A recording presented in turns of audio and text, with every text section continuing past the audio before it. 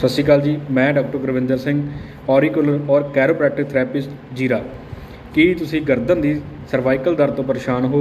ਗਰਦਨ ਵਿੱਚ ਖਿਚਾਅ, ਗਰਦਨ ਵਿੱਚ ਦਰਦ ਰਹਿਣਾ, ਗਰਦਨ ਵਿੱਚ ਜਕੜ ਰਹਿਣੀ, ਉਲਟੀਆਂ ਆਉਣੀਆਂ, ਚੱਕਰ ਆਉਣੇ ਜਾਂ ਸਿਰ ਦਰਦ ਵਰਗੀਆਂ ਬਿਮਾਰੀਆਂ ਤੋਂ ਪਰੇਸ਼ਾਨ ਹੋ, ਜਾਂ ਡਿਸਕ ਦੀ ਸਮੱਸਿਆ ਜਿਵੇਂ ਕਿ ਇੱਕ ਲੱਤ ਵਿੱਚ ਦਰਦ ਰਹਿਣਾ, ਕਮਰ ਦਰਦ ਕਰਦੇ ਰਹਿਣਾ, ਇੱਕ ਪਾਸੇ ਦਰਦ ਵਿੱਚ ਲੱਤ ਵਿੱਚ ਦਰਦ ਆਉਣੀ, ਰੀਂਹ ਦੀ ਦਰਦ, ਪਿੰਜਣੀਆਂ ਦਾ ਦਰਦ, ਛਾਟੀਕਾ ਪੇਨ ਵਗੈਰਾ, ਇਸ ਚੀਜ਼ ਤੋਂ ਪਰੇਸ਼ਾਨ ਹੋ, ਪੱਟੇ ਲਵਾ ਥੱਕ ਚੁੱਕੇ ਹੋ, ਦਵਾਈਆਂ ਖਾ ਖਾ ਕੇ ਥੱਕ ਚੁੱਕੇ ਹੋ, ਮਾਲਸ਼ਾਂ ਕਰ ਕਰ ਥੱਕ ਚੁੱਕੇ ਹੋ, ਤਾਂ ਅੱਜ ਹੀ ਸਾਨੂੰ ਮਿਲੋ।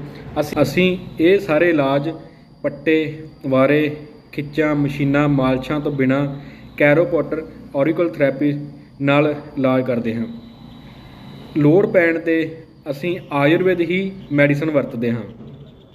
ਤੁਸੀਂ ਸਾਨੂੰ ਅੱਜ ਹੀ ਮਿਲ ਸਕਦੇ ਹੋ। ਸਾਡਾ ਪਤਾ ਥੱਲੇ ਨੋਟ ਕਰ ਲਿਓ।